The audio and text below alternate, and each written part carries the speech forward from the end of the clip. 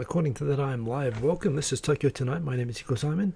Back 22:30 Japan Standard Time, and apparently 09:30 there in New York. Good to see you, Sainted Sir. Thank you for swinging by, especially since you're off to work. Hey, good to see you, Erin, and Raza Al Ghul, Mr. Cordy Chep, and everyone else. Remember, as always, do say hello. Nice to see everyone's names when you log in. I hope that you caught 2.5 Oyajis last night on this channel. We had Felicity Tilak, who made the movie Impossible to Imagine. Actually a good watch if you subscribe to Amazon. In fact, you don't Amazon, you can watch it on Amazon, or you can watch it on Vimeo. And yeah, it's actually pretty cool to watch someone who started out doing travel videos in Japan, and she scripted and made an entire Japanese film, and it's good.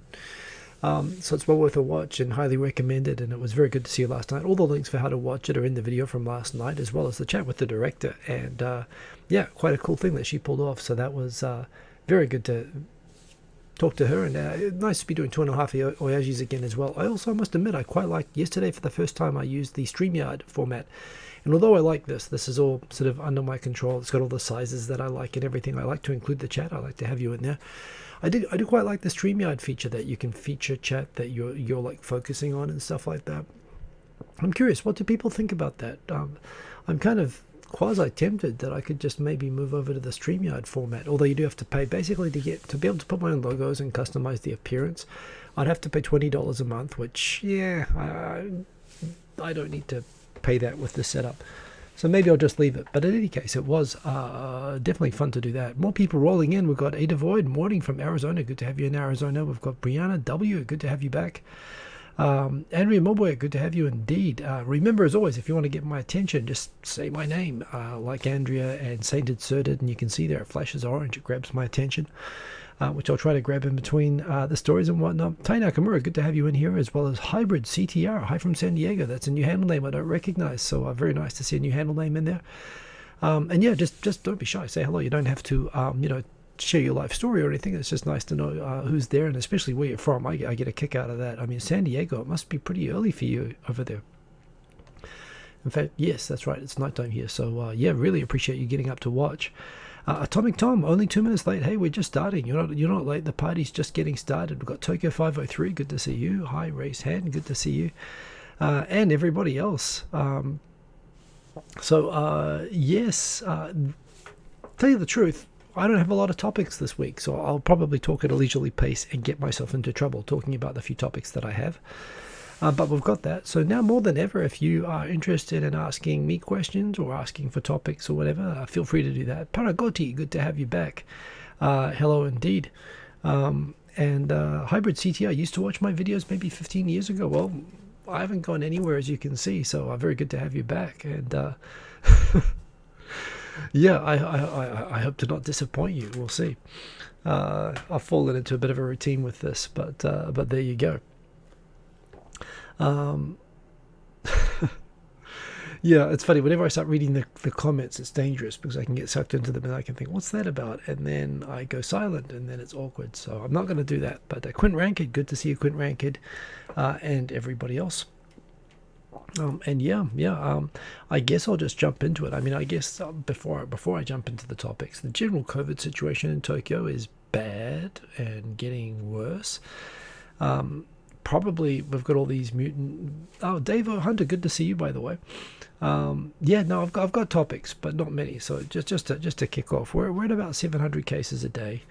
And kind of steadily going up. It's going up 20% week by week, which is less than places like Osaka and Hyogo, which right now they're going kind of crazy. Osaka, Okinawa, Hyogo, those places have really high rates per population right now, and are still growing in spite of having the increased restrictions. And yeah, with no sign of vaccine supply or distribution at the moment. Obviously, we can't rely on that as an exit. So, yeah, a little bit alarming. And I do get the feeling, and honestly, I start to feel it myself, like, yeah, people are just getting tired.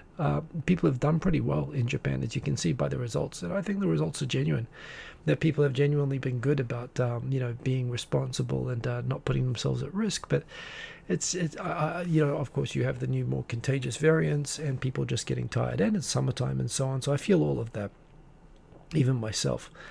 But yeah, it's a lovely time of year right now. Went out for a jog today. It's like the best weather-wise. It's the best time of year. It's sunny and warm, but it's not too hot.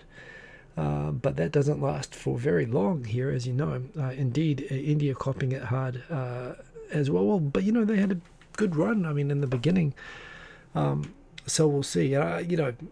Yes, you can sort of point fingers, but look at countries that have done worse. I mean, European countries and America and so on have done worse for a long time. So, yes, it's tough. It's tough everywhere, obviously. The red value, good to see you. And yeah, let's jump into it. So remember, as always, you can grab my attention by doing what the red value just did and saying my name. You can also just comment as we go along. But also, I didn't have time tonight to organize the topics around in order. Normally, I would have put these at the end. But first of all, big shout out to Aaron every week, the moderator in chief in the chat there. You can see, and although you're a pretty good crowd in terms of moderation, I don't think she has to do very much for that, but she does do this lovely work with the edited videos, which I do appreciate very much, cutting out the short versions of this. I hope you found that easy to watch, by the way. I myself, I actually, it's hard to find the time to watch an hour of yourself, or sometimes I'll do it actually. Sometimes I actually find that, oh yeah, that was interesting, and I will listen to it just to check it back and so on and see what people are talking about. But the short versions are pretty cool, so I really, really appreciate that Erin now allows us to do that. First main topic to talk about tonight is kind of a big one. Is I suspect that the government's using the Biden, the Suga trip to America to meet Biden, and the ongoing Olympics and COVID escalations and whatnot as a slight smokescreen for the decision to finally release all of that wastewater from the Fukushima Daiichi plant into the Pacific Ocean. There's been a lot more information about this week going around. I think I mentioned this briefly last week, but there's been a few things happening around this. Hey, Sergeant Bilko, good to see you. Squirrel, don't do that. Don't get distracted, but I do want to say hello. It's good to see you. Essentially, I think I've mentioned this before. When the reactor effectively melted down in 2011, they needed to basically pump, as with the normal nuclear reactor, they needed to pump water to stop, to keep the melted material and whatnot cool. I don't think they actually run this through. It doesn't actually, the wastewater apparently doesn't contain plutonium or material from the rods. It's still done to cool the outside of the tank or the containment tank or whatever. And essentially the interaction of the water used to cool the rods and the radiation results in a generation of tritium, which is a radioactive substance inside of the wastewater, which is let out in a normal nuclear power plant. Normally, this is what they sort of keep the rods submerged in, and they always renew it. This is why nuclear power plants are just about always beside the ocean. It's because they use the seawater to cool the rods, and they run it through the rods, and in that process, it generates a bunch of tritium. There are different standards in most countries for the level of tritium that you're allowed in drinking water. For example, there are standards for how much tritium you can have in the water supply, because of course, here's the thing, radiation occurs naturally, to some extent in different places. It's quite funny because some places like Australia, for example, have very, very high levels where they'll allow tritium to be in drinking water. Japan is one of the stricter countries. And on top of Japan's strict standard, apparently what they're saying is that because the water that was used for cooling Fukushima was basically, they didn't pump it back out into the ocean. They weren't sure what to do with it, so they put it all into tanks for 10 years, and there's like millions and millions, probably actually billions of tons. There's just a crazy amount of water. The government says that it doesn't contain fallout, and they say that it's been diluted to basically be more diluted than usual nuclear power plant runoff. So essentially, the water in these is no different. In fact, if anything, the same or better than wastewater, which is normally let into the ocean by nuclear power plants in Europe, or in Korea, or in China, or America, or wherever else. Which again, some people wouldn't want any coolant water, running off into the ocean from these plants. But it's a normal thing in most countries that have nuclear power. Of course, the big difference is that rather than letting it just sort of trickle out on an ongoing basis into the ocean, they've got 10 years worth stored up and lying on the shore. The plan is to release it all over 2 years. And they assure that it has been diluted to the point that it would actually contain less tritium than, for example, the output of nuclear power plants in South Korea and China let out into the Pacific Ocean. But of course, there's a huge volume, and they're doing it in a short period of time, and there isn't really a precedent for doing this. And of course, you've just got the old it's Fukushima contaminated radiation water going into the ocean, everybody panic reaction. Which really, more than anything, piles onto the people who particularly make a living, the fisher people. Fisher, I think you're still allowed to say fishermen. There's probably a more PC word for it nowadays. But those people have just been able to basically finally start selling fish again. They're freaking out. It's not that anyone's worried about the fish being radioactive. They still do test all the vegetables, meat, and fish that come out of Fukushima. The government does test it for safety, and they've never had a single case of something exceeding food safety levels. And they do it for assurance, but of course, still nobody wants to buy anything labeled Fukushima. And this is what they're pointing out. It's not so much that they're afraid that the food's going to be, contaminated or dangerous. It's that people are very much going to believe that that's the case and avoid it, and it's just going to ruin. And Fukushima, again, was known as a breadbasket prefecture in Japan. It was primarily food, so it was most of the food that you get in most of the restaurants in Tokyo was grown in Fukushima. It was basically just a huge amount of farms and fishing. That's what the prefecture was. So, you can't really understate the extent to which the Fukushima accident damaged that prefecture. It's a big difference between, 3 Mile Island being close to New York City and this being close to basically, contaminating something like Japan's sort of Texas. It's a big sort of large heartland prefecture that just produces a ton of food. So it's been a lot to overcome over a long period of time, and this is obviously being taken by the Fishermen's Association as a kick in the nuts. But there again, they just can't store it on land anymore. And there's another problem, of course, which is that the tanks themselves are starting to wear with age, and that can cause leaks, which can cause the material to go into the groundwater. And everyone seems to agree, including the International Atomic Energy Association. The U.S. government, by the way, endorsed this as well. That if you're going to have this water go anywhere, you want it to go into the ocean more than you want it to go into your groundwater.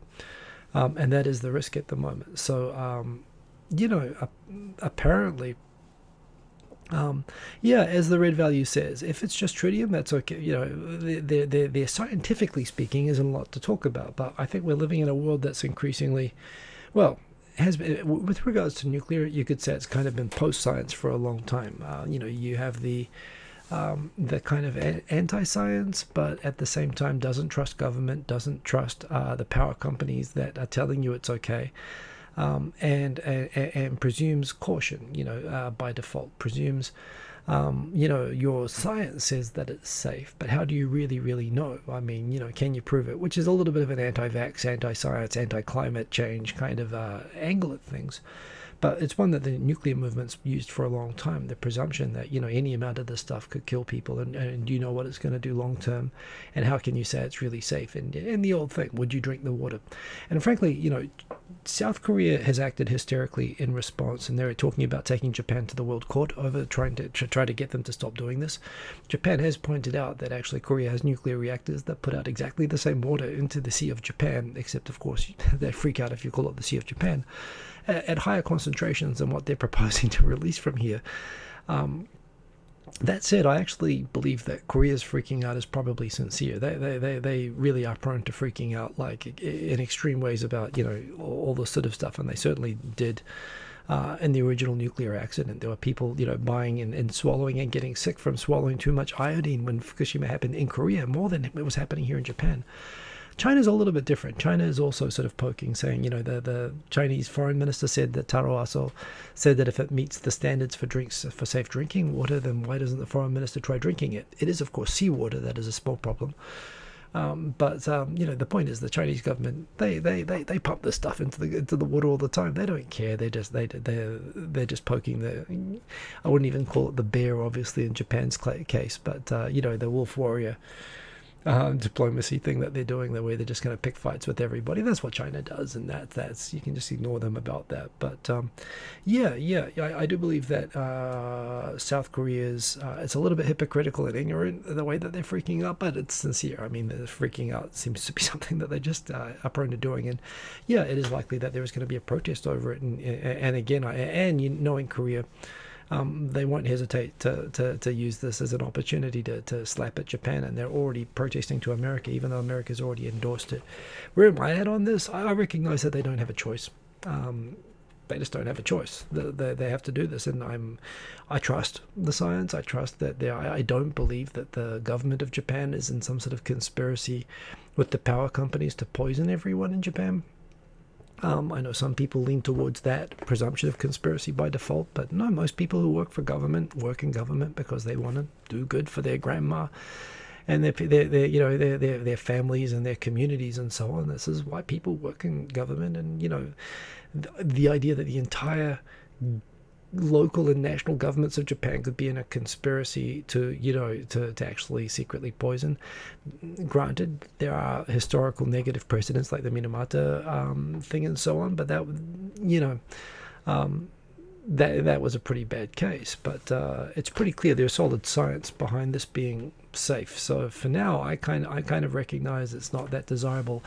Listening to it, it doesn't change. Like this, Fukushima was putting out this sort of wastewater when it was operating normally, and I have surfed right beside that nuclear power plant. I mean, I wasn't really thinking about the tritium in the water, and maybe I might have even changed my mind if I'd thought about it at the time that I was there when the plant was operating normally. But again, knowing what I know, what I'm reading about this, I actually am not worried about going surfing in Ibaraki down current from Fukushima.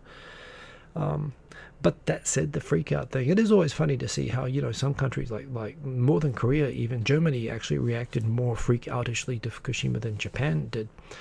They banned all nuclear power and went back to fossil power, and actually, and like Japan, switching over to fossil power when they shut down the nuclear power plants. Germany as well did a lot of damage to the climate and to the environment, doing that. There's no good solution to this, but I admit that the government's probably tried to do this, pick a timing to announce this, which is slightly, although it is ahead of the Olympics, so if people want to make a fuss about it, they can totally do that. So it's interesting timing, but I don't think they have a choice, and apparently that's the situation, that they have to start letting this stuff out. So we'll see. It kind of sucks, and not everyone's going to react rationally to it, and I do hope that the government has to, they don't have a choice in this. They have to monitor. They have to be transparent about it, and give all the assurance. And I think they have to give compensation to the fishermen and so on that are affected by it. But yeah, it's going to happen. So that's kind of big news. And I guess for people for nations that are ambivalent, that are very anti-nuclear, like New Zealand, who are ambivalent about whether to go to the Olympics or not, this could be something that they could choose as an excuse to make a stand on. So we'll see. Sergeant Bilko, yes, into the comments. Sergeant Bilko, I surfed there in my pre-bald life. Yeah, in fact, that might be what did it. Surfing in Chiba. I was, Mr. Cordy Chap, I see that. I see where you went with that. There we go. Well, no, it was probably not the nuclear power station runoff that caused it. But it was good times. Best surfing of my life. I swear to God, I've surfed. I tell you what, the best surf spot in the world is Rainbow Bay Greenmount in Coolangatta in Australia for me. That is the best surf spot anywhere. However, the best day surfing that I've ever had was actually not far. It was in Minami Soma, about less than 20, maybe 10 kilometers away from Fukushima Daiichi. So it's a special place for me. Obviously not going back there. I'm pretty sure that place actually would have been so destroyed by the tsunami probably that you wouldn't be surfable anymore or accessible. But special place. Nice to see some fresh names in the comments there as well. I see Kareem Nishkor, good to have you there in the comments. I think they'll make the news, make people think it's all they can do. Yeah, well, the government will certainly have a narrative, and will, as we know, news is international news. I'm sure will pick up the more of the sensational angle, and we'll see how it goes. But yes, indeed. let's go down here a little bit. Jex Ashbolt, good to have you in the chat there, Jex Ashbolt. Thank you for leaving a comment. Cerberus Tenchi, I think is the proper Latin pronunciation, if I remember those classes correctly. Good to have you there in the chat. Who else we got in here? Aaron, is that because the ocean current naturally moves west? No, it doesn't. If anything, it moves east. The current, surfer dude, the current in Fukushima actually goes north to southeast. So it blows out into the Pacific. If anyone should be, if anyone has any slightly legitimate right to be pissed off about this, it would be Alaska and Washington State and Canada. And that's basically where all the debris washed up from the tsunami. Those places they know. I mean, it skips over Hawaii because Hawaii is too far south. Doesn't really. It'd have to go all the way around the country to go into the Sea of Japan. But they're going to freak out. I mean, that's just. Here's the thing. While I think it's completely, not completely irrational. Apparently there are simulations which show that in about 5 years' time, some of that water can make it round into the Sea of Japan. But freaking out is just something that Korea does, and that Japan just has to manage, has to deal with, which is part of being in the neighborhood. So who else we got in here? Any other comments? Just going through as fast as I can. Let's release dangerous water. That'll really help our PR. Yeah, indeed. Well, it does, certainly. It's never going to look good. Fact is, I mean, if people realize for any nuclear power station, even one working normally, people obviously, governments and power stations don't draw a lot of attention to their operating nuclear power stations. But in France and all over America, both coasts, I mean, they've got nuclear power plants up and down, and they're always releasing exactly this sort of water. And I think there are people who know about it and are always freaked out about it, but they don't get a lot of attention. But here's a good opportunity for them to draw that attention. If you're a committed anti-nuclear activist, and there are a lot, I come from a country of them. I think they're gonna ride this one all the way in. And you know what? I think you're entitled to be anti-nuclear. You're entitled to state, we don't know all the risks and so on. But I don't like when it becomes unscientific, which I think it does sometimes, and it's a pretty easy issue to appeal to emotion and whatnot. Shubas from Panama, good to have you here in the chat. Glad that you made it. AV84K, good to see you. Imagine Germany's freak out if there is bad news about one of France's nuclear power plants. Yeah, I can imagine Germany actually trying to change its location in France. And it's going to happen at some point. I mean, But poor old Germany, I mean, they were right beside Ukraine when, not bordering, but pretty close to. They caught Chernobyl pretty hard. So I kind of do understand they're speaking from a bit of experience, but yes, certainly they're right beside. But on the other hand, they get power from those power stations in France as well, and it's cleaner than a lot of the stuff that they're producing. So yeah, they're in a tough spot. Kerberos Tenchi, Germany doesn't care about nuclear waste from France, doesn't even care about their own nuclear power plants. There's one in Hamburg running, regularly leaks, so that's good to know. Yeah. New Zealand actually, in 1984, when we had a law which basically outlawed all nuclear weapons, all American. It broke off the security treaty with the US, outlawed nuclear power. The only thing it didn't outlaw was radio. Well, my dad would always point this out because he was a redneck military person who was annoyed that we broke off the military alliance with America. But he pointed out that they're not banning the radiology and the cancer treatment centers, which is fair point. We do have and handle radioactive material in New Zealand for medical purposes, and of course the medical purposes are okay. But it is a little bit anti-scientific. It's fear of radiation, except in where it's helpful. So, yeah, that's what you can do. Am I looking blurry? I'm trying to let me be center of the camera. I think it's sharp. I hope I'm not blurry. Maybe it's the bit rate on the video. Anyway, I'm going to go to the next story. As I said, there aren't a lot, but now I can actually pace myself. So I should have included this in the. So maybe Aaron, here we go. If we cut this one out, that's right. I had to mention this. Densu, when in Japan, when you need to control the minds of the public about a sensitive issue, There is only one ad company. There's basically the advertising in Japan. There is the facade of there being, different advertising companies, but they're all in one way or another controlled by one sort of evil corporation called Dentsu, which actually is 0.01% creative geniuses. Like if you really want to be involved in TV media, promotion and advertising, and you're a great copywriter or a creative designer or a creative commercial you want to create TV commercials or whatever, that 0.01%, Dentsu gets the cream. They get the pick of everybody in Japan, and they actually produce a lot of great stuff. But the other 99.99% of Dentsu are salespeople and bribe givers and takers, more or less. It's sort of by reputation. They're a little bit mafia-esque. And when the government, basically when they had a problem and there was no one else that they could go to, they went to the Dentsu godfathers and they said, hey, can you make this whole releasing contaminated Fukushima water into the Pacific Ocean, can you give us your genius marketing campaign on that? Dentsu, in their infinite wisdom, after many, many months, they came back with this. It's a mascot. It's called Tritium-kun, or Tritium-chan, I believe. It's a baby Tritium. It's this cute, slightly radioactive chemical symbol in a bubble of water. And you're supposed to look at this and think, wow, that's so cute. I want to drink that. And the government looked at it, and everybody looked at it, and they all there were crickets chirping for a while, and they said, you know what? I think we'll pass on this particular mascot. And everyone's a bit disappointed they passed on it. And then in Parliament, someone said, so how much did this cost? And the minister involved responded, oh yeah, that cost $3.7 million.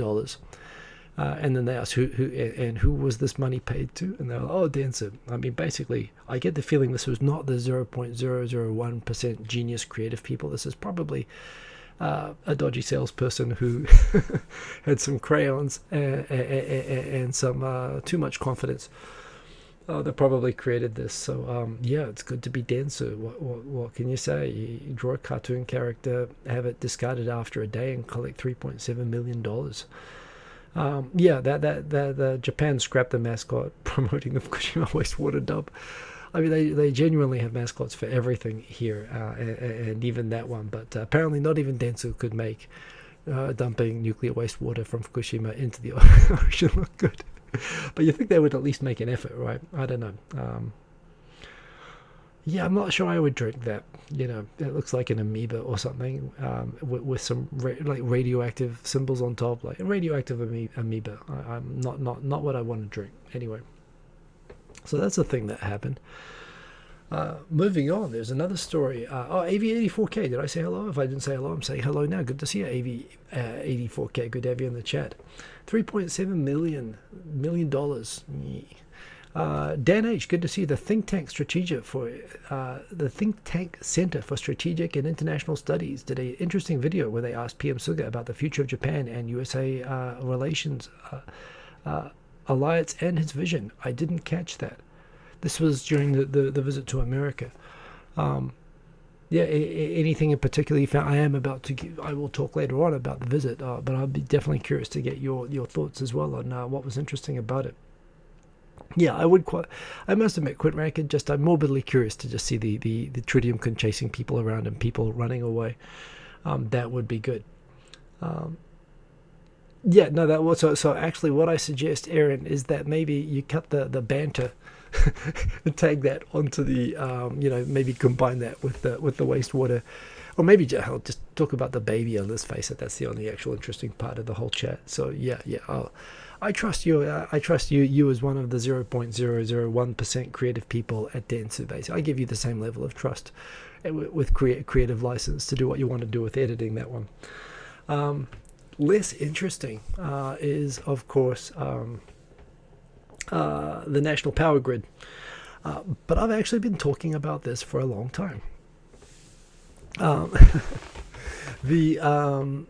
The reason that you can't have a whole bunch of renewables in Japan is because there's 8 isolated power grids for stupid reasons that go back in history. I think they bought a European generator on 50 hertz in Osaka and a 60 hertz American one for Tokyo, or some combination. The hertz and the origin of the generators were different.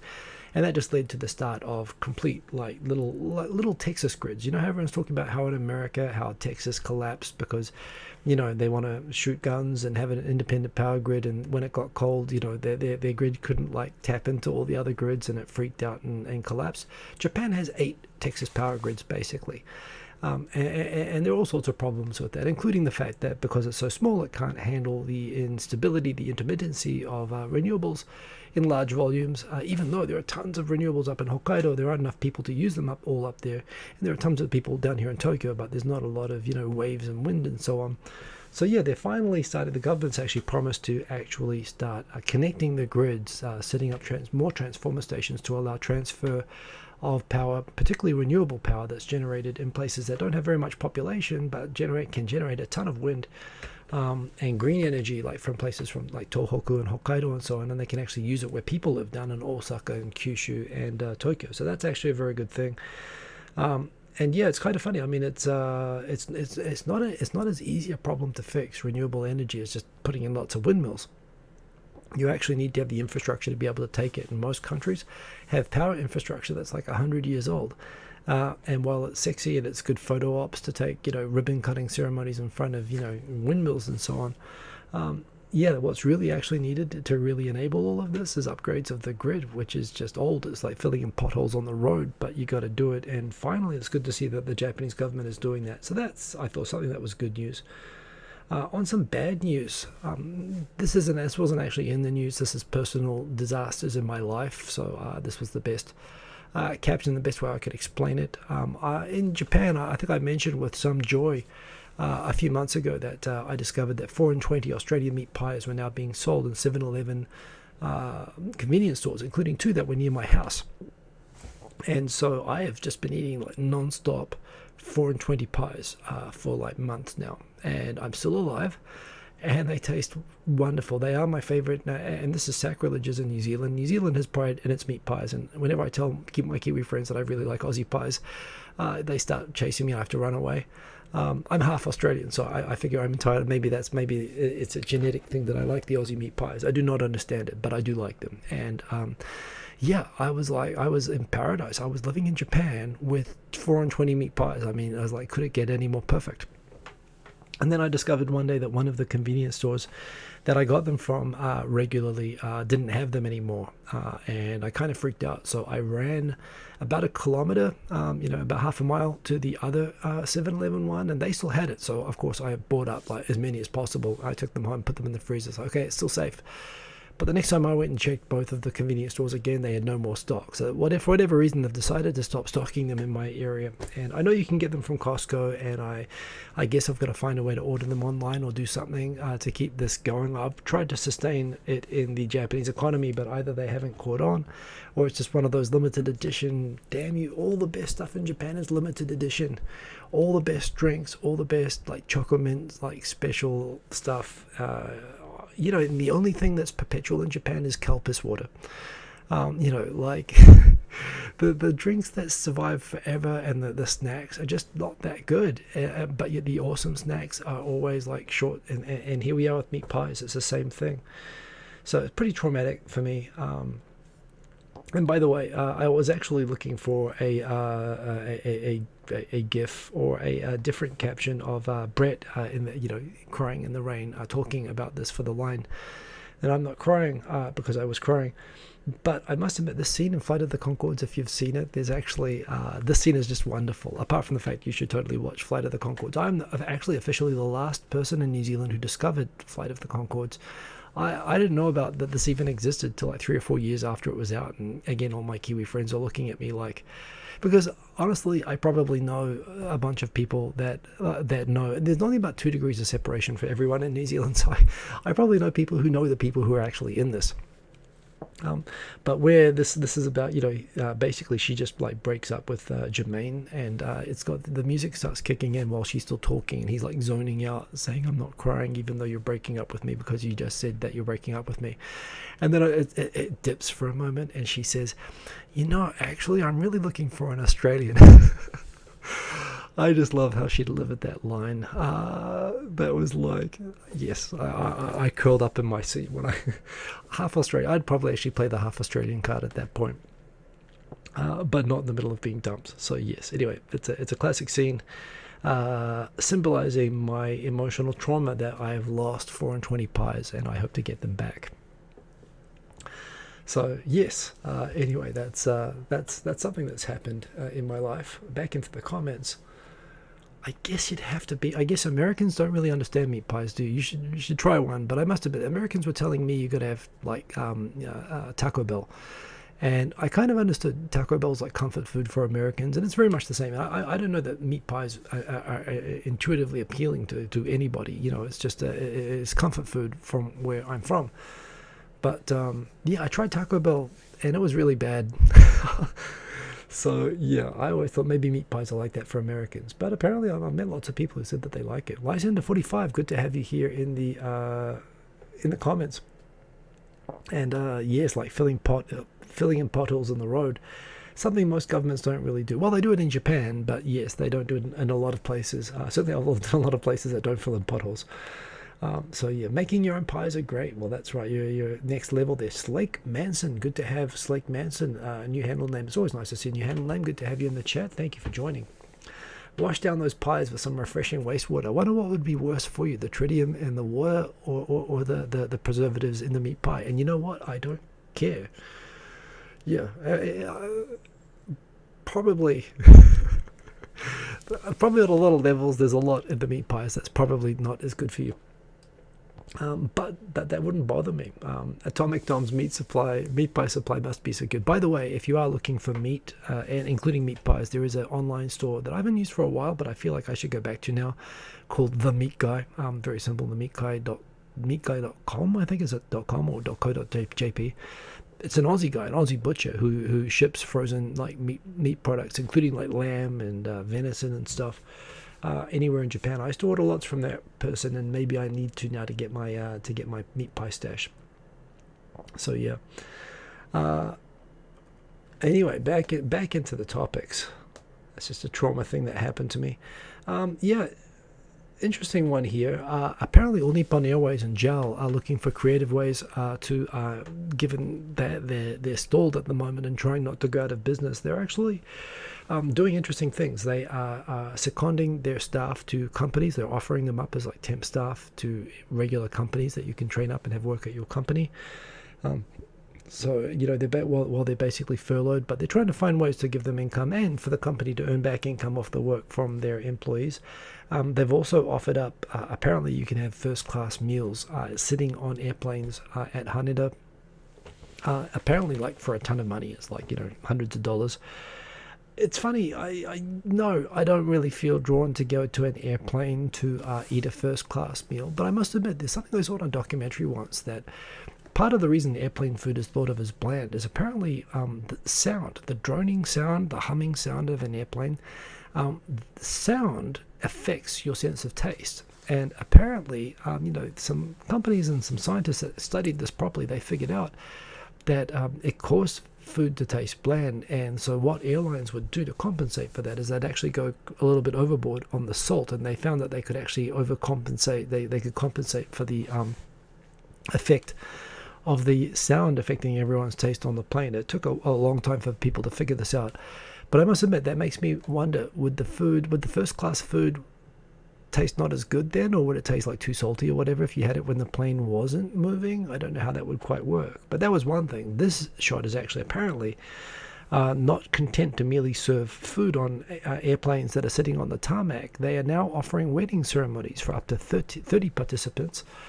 Again, I mean, you know, going down the aisle of a crowded airplane, even a business class or first class section, I can't really imagine it as something that, if you're into airplanes, I suppose, I mean, 127 million people, there's going to be somebody who wants to get married on an airplane. So, yeah, apparently this is something that they are doing. And apparently they've already scheduled between May and June, 9 couples are planning to get married on airplanes on the tarmac at Narita. So I suppose if you've always wanted to do that, there's probably never, well, we hope there's never going to be another chance. You know, I wouldn't want this to be a regular kind of thing that happens to society. So that's something that happens. Personally, Yeah, to me, getting married in an airplane is like getting married in an elevator. It's something you use because you have to. I don't know many people that would actually want to get married in an elevator. It's just something that you have to use to get to a place where you would prefer to get married, not be like getting married on the school bus. It doesn't make sense to me. But some people, hey, if that rocks your boat, that is something that you can do. Dan H, could I read your last comment? It would be interesting to get my take as a Kiwi about yesterday. Yes, I will. I'm now back into the comments. Dan H. Oh, I see. You tagged me here. I overlooked it up here. So I assume it's this one. I would like to talk more about Windsor. Great Britain is crazy busy with yesterday's royal funeral because they locked down the town yesterday. It's full of jingoistic mourners today, and I have to help from my store. Dan H, I assume that's the comment that you're talking about Prince Philip. 99 years old, proof that only the good die young. I must admit, I thought nothing about the royal toy boy until, frankly, I was quite more entertained by season 1, to be honest, than anything else. The latest season of The Crown, I guess there's a problem when it becomes a little bit too familiar. But yes, I must admit, it's this thing about the royal family. I've tweeted a lot about this. My general position is that, I'm okay with there being a royal family. I'm okay with there being a queen on the money and, having the Royal New Zealand Air Force and whatever. So long as we don't actually have to deal with them as human beings. There's this thing, and I think they understand this as well, this idea that comes across in The Crown that they, it's like the more Women's Weekly articles of people sucking toes and, Prince Philip, racistly insulting people and, Meghan Markle saying that, members of the royal family are racist to her baby. And, the more I read stuff like that, the more I think it's not even that I'm anti-royal. It's just I just don't want to deal with any of this. And it just reminds me what a ridiculous system the monarchy is in the first place. And you pile on top of that, I mean, no, not to wish ill of the dead at all, and of course terrible for the Queen. The Queen is actually just about the only person that I like in the royal family, and the reason that I like her is that she just shuts up and does her job, and everybody else is trying to be, everyone's trying to get their face on a plate or something. I guess you're already on the money. Why try harder, right? That's the Queen, but I just like the fact that I just don't have to deal with her shit all the time. And if I was in New Zealand at the moment, and and I was dealing with a flood of royal flag waving for the Queen's shag, basically. I mean, a tough thing to be, right? But I mean, and again, he was a man. He deserves a funeral. The Queen, should be allowed to go and mourn and so on. I feel bad for that. But does the whole nation have to come to a stop? And do we have to have a royal thing? I mean, seriously, how far are we away from doing this for the corgis next? And this makes me think, not only is it ridiculous for the UK, but why is this person the head of, why is this family the head of state of New Zealand? It doesn't make any sense at all. So the more they draw attention to themselves, the more I want to depose them. Not Russian Revolution style, not like the rest of Europe got rid of the family. But that's what I liked about The Crown in season 1, was how aware the royal family was of the fact that, oh yeah, the rest of them got shot or decapitated. Yeah, we don't want to draw attention to ourselves. They realized the importance of that. That was like the theme throughout. The agonizing decisions to do nothing. That's what I loved about it. And that's where I feel like the whole royal thing has just gotten so pointless in the last couple of decades. Like, it's just become a frankly cheap entertainment, and yeah, it drives me crazy. Yeah, and you know what? I'm sitting here in Japan, and I'm just so glad I'm not wrapped up in it. When I saw the BBC third top story that tribe in Vanuatu worships Prince Philip as a god, I think I actually did tweet something, and I just said, "Oh, for fuck's sake, BBC." I mean, apart from the fact that, so the BBC, it does come across to me most of the time as a credible, news organization. But when they start doing this, and that just, to me, embodied the absolute worst of the British Empire, of colonial mentality, of British sort of, they've never been held accountable for the empire, so they think that everything that they did is great. This idea of fuzzy wuzzies and grass skirts, I say this that's what English people in New Zealand, that's how they talk about, native Pacific Islanders. They call them fuzzy wuzzies. It was like a thing in British TV that they'd make jokes about people talking about the colonial times where they'd go and shoot all the natives, or they'd call them, names like that. And it's that mentality of looking down at these people like children or animals and say, look, they worship us like gods, aren't we wonderful? Like it's a feel-good story. I mean, holy crap, that to me, that's just like, not only like, one, you're not treating them like human beings for a start with, and on top of that, they're using that as a feel-good story about the life of a pretty racist, of an openly racist, but I mean, I'll admit, he's kind of entertaining sometimes. I mean, he's like a misbehaving uncle, which, again, when your only job is to shag the queen, I mean, what else are you going to be, right? So yeah, he's like the profane steptoe son. He's just become the profane uncle, and and the fact that the BBC is playing up as one of his great things, that a bunch of people in the Solomon Islands think he's a god and that they made that a story. Yeah, that was just so cringe. That was so cringe. Honestly, that's like shut down the BBC and finish the whole thing in my book. So yeah, it is definitely cringe. And it just points out this is just silly. I mean, I actually think I said, wow, I have a lot to say about this, don't I? Okay, I've got one more comment, which is that, in a sense, the household agency, it's the same in Japan, by the way, as in the UK. This is the thing. The royal family are like a symbol, and the job of that, royal sort of agency is to make sure that they don't do anything that basically is going to get them decapitated or, is going to basically, in the royal family, you continue it by having them act dignified and do nothing.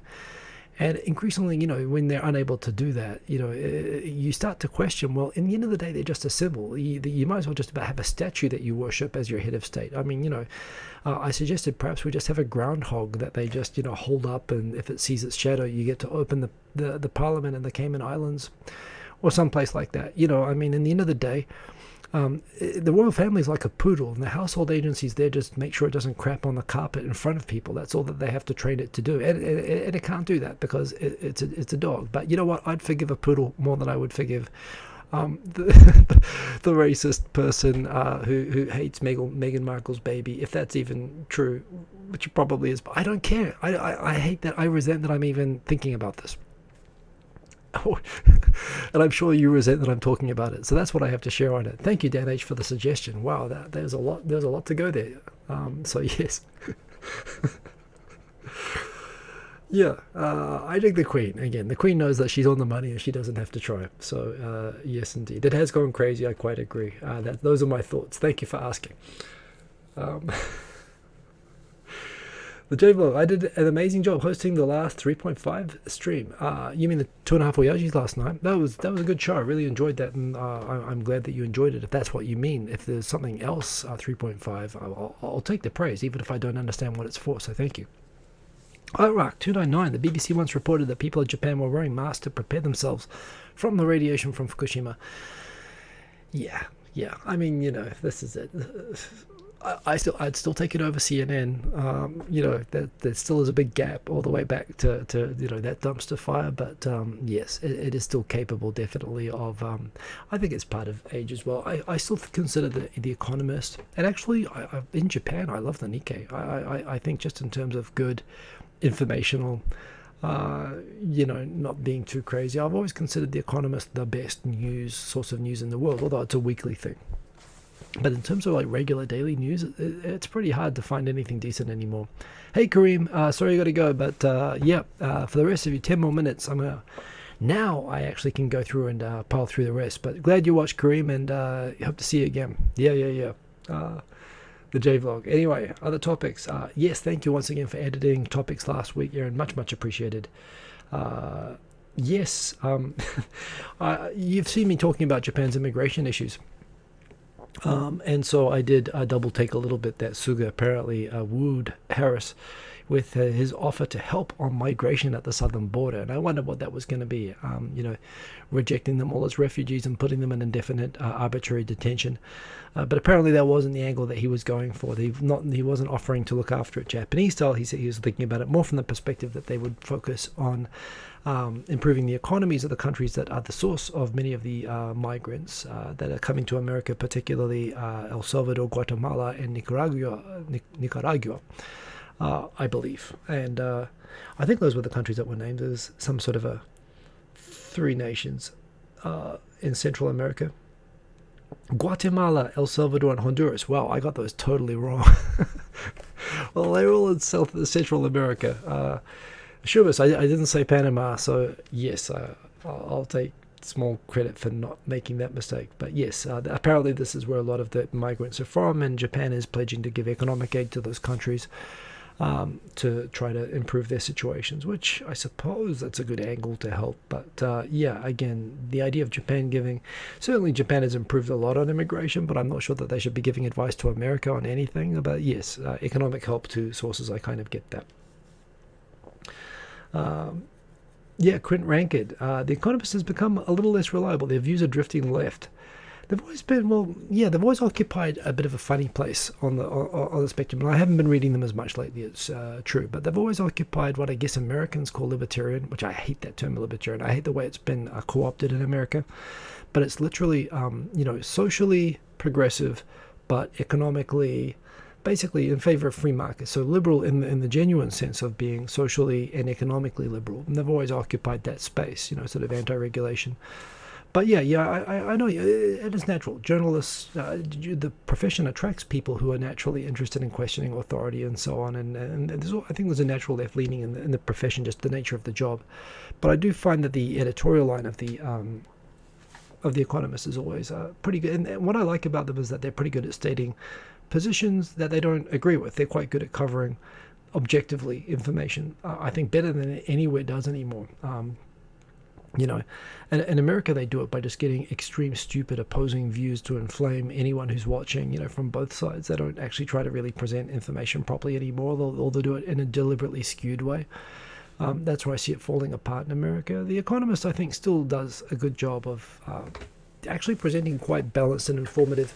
Even what I like about it is that you can read it and disagree with it, but it gives you enough information. It gives you the information that you can use to disagree with it. That's what I like about The Economist, and it's pretty hard to find stuff like that anymore. Classical liberal, yeah. And I'm a fan, and that's probably where I'm coming from myself. So yeah. Pushing, oh yeah, this was cool. NASA has selected SpaceX's Starship, which so far has pretty much pancaked every landing that it's done so far. It's just an amazing thing watching this enormous aircraft carrier try to land vertically. It's not quite an aircraft carrier, but it's pretty tall. It's like 30-40 meters. It's like 100 feet tall, and it's full of jet fuel, and it's very, very heavy, and it can lift a ton of stuff, and it can land.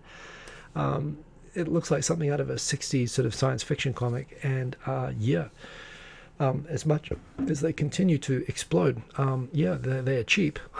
And based on that, NASA, which has had its funding cut for the moon mission, has just said, yeah, we're just going to go with those guys. I'm really looking forward to an age very soon where there's going to be not just SpaceX, although SpaceX, they deserve all the credit. They've really gone out there and they've done what governments and other companies couldn't do. But I'm hoping that there's going to be lots of companies that will be able to. I'm really hoping that within my life there'll be routine, like there'll be tourism trips to the moon on rockets like that, to bases that will be set up there, and there'll be fewer people, but there'll be a lot of people going to Mars as well, and they're going to be going on these rockets as well. So for me, I'm just super excited that the US government's finally actually not relying on billionaires to pay for this anymore. They are slightly, but they're contributing some money themselves finally to realizing that these companies are doing it better than them. Just a really exciting announcement that they've selected the SpaceX Starship as the lander module. And they reckon 2024, maybe it'll be a little bit after that, but they're only aiming to put 2 people on, but apparently they can actually comfortably fit 4 or 5 and a ton of equipment in this thing. So yeah, just really exciting, and very, very into that. I featured yesterday on my Twitter just a chain of interesting videos that I've been watching on YouTube in the last month or so, just recommended stuff. This channel I discovered a few weeks ago. I discovered it. It's a bit like discovering America when there are people already there. The channel is called Linfamy, Linfamy. It has 222,000 subscribers or something like that. So obviously, it's not really for me to be recommending if you may already know about it. But yeah, the channel, when I discovered it, was actually mostly middle-aged, adult entertainment and sort of Japanese sort of culture around that. But they put up a new episode today talking about it is kind of done in a historic but kind of humorous and kind of modern sarcastic. Like apparently Kublai Khan kept sending envoys to Japan saying, hey, we rule the universe. You really should want to be a vassal and pay tribute to us. So how about it? And Japan just decided to repeatedly ghost Kublai. And apparently, it went on for many years that the Chinese were desperate to sort of get Japan to pay attention to them, and Japan just sort of didn't know what to do. It didn't pay attention back to them, and it kind of escalated over a long period of time before the Mongol invasions. So it's fun, well presented, entertaining history telling. Linfamy on YouTube, well worth watching. Good channel. Another video I found interesting that I watched a couple of weeks ago on Business Insider. They actually had a 20-minute interview with if you're interested in the Nissan story, the story of Carlos Ghosn and how he got screwed over at Nissan and is now hiding in a Nissan purchased house in Lebanon, which then got blown up, I think, or got damaged in that explosion there. The general counsel of Nissan, who I've actually met at a get-together, just of general counsels from companies and so on. But yeah, he was in the middle of the storm before it became the criminal thing and before Ghosn was arrested and whatnot. But for a long time when all this was playing out, there's an extended interview with this guy, and him talking about the general counsel, talking about how he was screwed and all the sort of internal intrigue and so on. If you're interested in the story, it's the most interesting video in summary of the whole thing and what was actually happening that I've ever watched. So definitely worth checking out the Business Insider. Was it Business Insider? I'm pretty sure it was Business Insider. But anyway, maybe I'm getting confused because it says an insider revealed Nissan secrets and then faced its wrath. But look for the title anyway. It's a good video to watch. Finally, I'm just going to ram through to the end here. Oh, geez, there's two left. Okay. Well, we always end up in this situation, don't we? Governor Koike of Tokyo said, don't come to Tokyo. Things are on the brink of exploding. So anyone, if you're thinking of coming to Tokyo, just don't come. So NHK did the logical thing. They went to Shimbashi. They went to the Oji-san capital of planet Earth, and they started randomly interviewing the Oji-sans. And they said, what do you think about Koike saying that she doesn't want people from outside of Tokyo coming to Tokyo anymore? And of course, every Oji-san that they interviewed was an Oji-san who lives in the burbs around Tokyo, and all the burbs are outside of Tokyo's boundaries. They all commute from Yokohama, they commute from Chiba, they commute from Saitama, and they were all like, I gotta work, so you can say don't come to Tokyo, but I don't really have a choice, so thanks but no thanks, screw you, was pretty much the response from everybody. I get what she's doing. She's trying to send a signal to companies to sort of go back to remote working. But again, it is fascinating in Japan that they just governments just accept more or less that they do not have the authority to force businesses to close or to enforce lockdowns. And so, they kind of send these signals. And this is what happened when the whole pandemic started, was businesses voluntarily cooperated. And clearly she's calling for that sort of cooperation again. And clearly everyone's a bit fatigued and is kind of looking at her and saying, what you talking about, Willis? And that's pretty much what's happening right now. But, nonetheless, she said, don't come to Tokyo. Enough tourists walking around, bumping into things and so on, I suppose. But, yes, anyway, that was the thing that happened. What about the Olympics? Yes, indeed. Quint Rankin, that's the other part of this, of course. Yes, unless you're an Olympic, unless you're one of the 200,000 possibly contagious people coming to our little petri dish here in Tokyo of unvaccinated people, then you're most welcome to come. We in fact encourage it. But if you just work here and depend on Tokyo for your life, no, please don't come. That seems to be the message. Thank you for asking. Final story. Pretty sure this is the final story. That's about the final story. Okay, final story. Biden went to America. Suga. Biden sounds like a Japanese name. There is actually apparently a town called Biden-jo or something in Japan. So they were like, just like there's a town called Obama, right? But no, Suga went to America, and I must say that's the most profound facial expression I think I saw from Suga on that entire trip. That must have been taken with a really high shutter speed, because I swear to God, like, Suga is just amazing how someone with absolutely so little charisma, and I mean this as a compliment, the fact that someone with almost inverse charisma, like he has the opposite of charisma, and yet he got through all the backstabbing and all the levels that he became prime minister. And it's just amazing. He went through the entire trip without, he talks in a way in Japanese, he talks like this. He leaves really awkward pauses between. I mean, he must be a joy to translate for, because you can catch all of the things, but he speaks so slow, and everything is scripted. He doesn't change his facial expression. He doesn't put a foot wrong.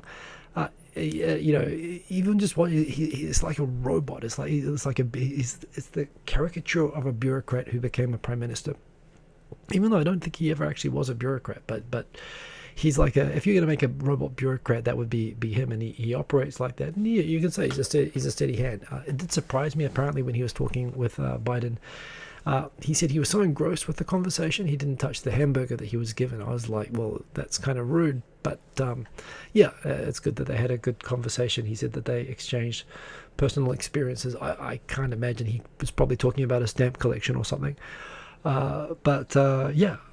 In any case, it is important right now. America wants to stick it to China, and they don't want to look like the big shouting arsehole in the room like they did before. So they're looking for friends, and Japan is like number one on the friends. Call up a friend and they'll show up, even if you've kind of treated them like crap for 4 years. Japan's that kind of a friend, so they're definitely here first in line. And they celebrated by putting out a statement that didn't mention Taiwan, but they said peace across the Taiwan Strait is really important. Of course, because China's just being complete dicks at the moment. Like that thing where they flew 26 flights in a day or something over Taiwan airspace, and how they were flying so many sorties that the Taiwanese were trying to match with get increasingly outdated military hardware, that some of the planes were actually breaking down, and one of them crashed just from not being able to be serviced in time for having to fly again. And how the Chinese are just doing this to basically just prepare the Taiwanese possibly for being actually invaded. And it's something that China's increasingly giving the rhetoric that, they're not going to wait for peaceful reunification. And look at Hong Kong. That was supposed to be the model for reunification with Taiwan. And now, of course, they're like, screw this. Is pretty much how Taiwan's looking at it. So really, China can't pretend to be nice, is not pretending to be nice to Taiwan anymore. And credit to America. This is the America that I like. It's not the isolationist America. Now look, America is under no obligation to go and get its kids killed for other countries' problems. If America wants to vote for an isolationist again, to pull all the troops back and have them only defending the U.S. borders, they're entitled to do that. That's what most countries do.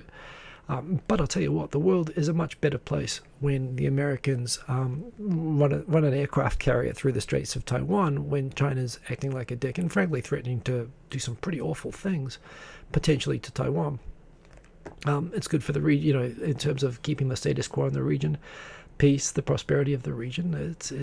America is doing Japan and Taiwan and everywhere that depends on Taiwan's economy and those chips and everything a huge favor. And no question, this is also in America's own national interest.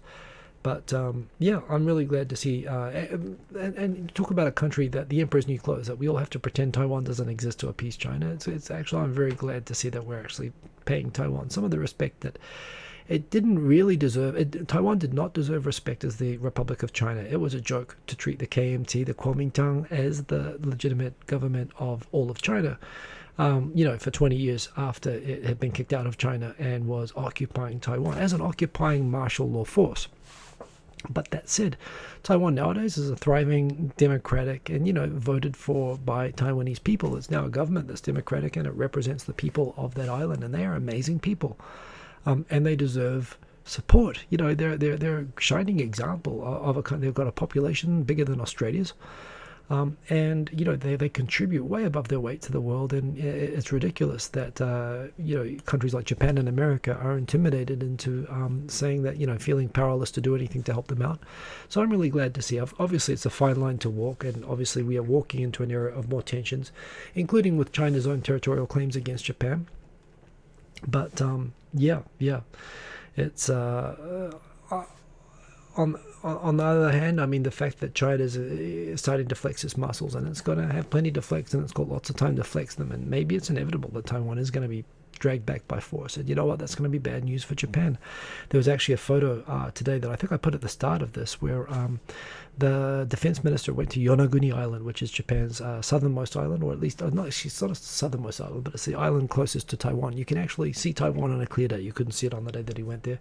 But just to point out and remind that, yeah, Japan's super close to Taiwan, so it's very tied up with that. So I'm very glad to see that. I bought the pineapples the other week, so that's good news. Lysander 45. Taiwan has switched to just buzzing Chinese jets with radar, so on the ground, the Taiwanese view those flyovers like Japan views North Korea firing missiles. Oh, that happened. I'm glad to hear that as well. So, I mean, it was sad to hear that was the pilot okay? But it was sad to hear that they had that airplane crash because of that. And certainly going to automated defense systems, cruise, you know, anti-aircraft missiles and so on is probably a better way to deal with it anyway. But look, you know, I really hope that everyone backs them up. Had a great talk last night, 2.5 Voyages with Felicity Tilak. It was actually pretty inspiring. It's well worth watching. It was a good episode. I'll get a proper thumbnail reflecting the movie Impossible to Imagine. You should all go watch it. It was awesome. And of course, if you speak Japanese, sorry, there's no English subtitles. It's 2.5 hours of stuff, so that would take me the rest of my life to subtitle. But it is, if you want to hear me speaking Japanese about advice to Japanese people on making your workplace good for foreigners to work in, you hear myself, Rochelle, some other experts on the subject talking about it. See some experts. I was a bit of a fraud that was ringed in, but yeah, I thought we all had a really good discussion about it. There's a good series, 10 episodes, well worth watching. Gaikokujin to no Hatarikata, and that's the show. 6 minutes over. Wow, I had nothing to talk about, and I went 6 minutes over. Well, that happens. Final run through the comments, guys. English World, great to see you, guys. English World, good to see you there in the comments. As well as, did I miss any comments at me? I think I saw the one from Quint Rankin there. Great to see so many people in the comments. Keep looking out. We're going to keep doing the 2.5 Voyages thing, probably on about a 2 weekly cadence, with one on his channel, one on mine. So on this channel once a month, but I'll be pretty cool with that, actually. It is definitely fun to do. Yeah, Priscilla Kadok, Coucou de la France. Good to have you there in the comments. And believe in yourself. Good to have you as well. Sorry if I missed you. Say hello at the end, and I'll say hello back to you. Lysander 45. Is New Zealand a constitutional monarchy? It is indeed. Well, we have the Germans who are in charge of Britain as our monarch. And frankly, yeah, I would take a I'd take a border collie as a replacement head of state, if not someone that we actually chose. Brianna W., you have a good night as well. Remember, indeed, like if you liked it. I do appreciate it. It does help the show. Have a good week, everybody. Stay safe, of course. Get your shots if they're available. Get your vaccines. I'm waiting for mine. The government reckons that they're going to get a supply. They asked for some extra juice from America, and they reckon they're going to get enough for the whole population now by mid-September. Of course, they have to distribute it. They haven't distributed even 1% yet, but good to know that the shots here are on the way. If you're in Japan, if you're in Tokyo, probably looking at, I mean, unless something dramatic happens with the logistics to distribute it, we're probably not getting ours till like October or November, but yeah, we're going to get our shots, and I'm looking forward to that. So yeah. Quint Rankin, can you beg us for more advance notice of 2.5 Voyages? Yes, I'm sorry, that was in 2.5 Voyages file style. It was a bit thrown together at the last minute, but yes, we will endeavor to give a couple of days head notice. I might even put out a little short video if that helps, just pointing out where it's going to be next. Have a good week, everybody. Stay safe. Kakite ano peace. Boom. Hit that like button. Why is that? Shubis. He's saying the best thing. Have a good one, everybody. Peace. Boom.